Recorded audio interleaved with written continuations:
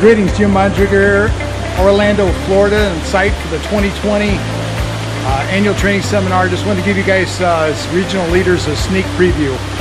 You're the first ones in the entire organization, other than the executive committee, who have seen this facilities. I hope you enjoy this little video. We appreciate each and every one of you. We want to let you know you're extremely valued, and we appreciate your help in getting the word out.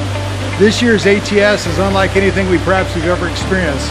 There's so many activities in our resort that's all self-contained, and there's not much of a need to go anywhere else.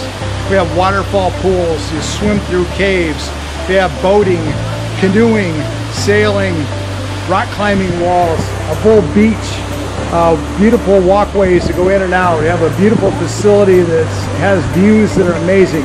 Each evening at 8 p.m., Disney World has a fireworks display that we can see from the top.